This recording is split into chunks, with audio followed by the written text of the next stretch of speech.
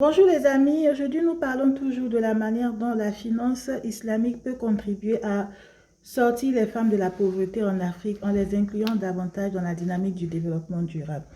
J'ai abordé plusieurs thèmes, j'ai parlé de l'élevage, j'ai parlé de la valorisation des dérivés des produits de l'élevage, d'agriculture, tout ça en plaçant les femmes au cœur de cette dynamique.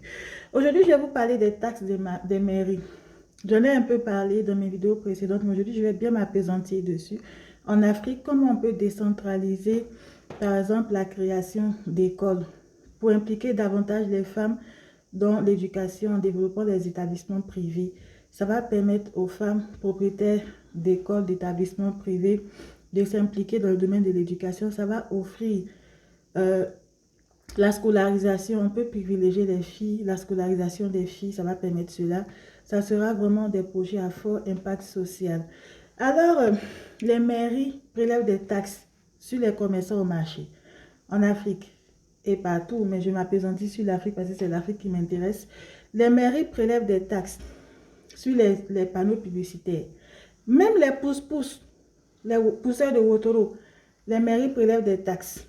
Les mairies prélèvent dans les pays où il y a les fleuves, le fleuve Niger, ça prélève des taxes sur les embarcations. Même les gens qui organisent les spectacles, ici en Europe, les spectacles, le divertissement, les mairies prélèvent des taxes.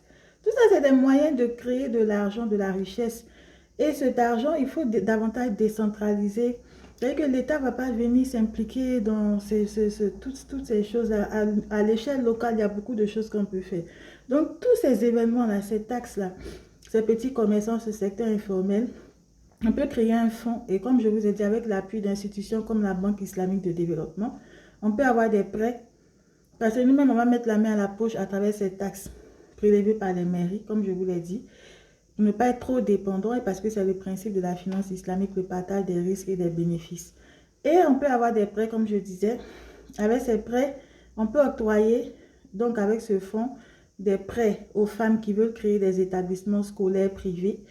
Et non seulement ça va permettre aux femmes de s'investir davantage dans l'entrepreneuriat, on peut même privilégier les matériaux durables pour la construction de ces établissements, les énergies renouvelables comme les piles à combustible à hydrogène blanc pour les groupes électrogènes dans les pays où il y a un déficit d'électrification.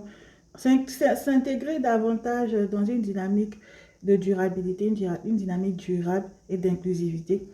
C'est une manière de s'inspirer du Maroc dans le cadre de la budgétisation sensible aux gens, c'est-à-dire orienter le budget vers les besoins spécifiques aux femmes. Merci et à demain.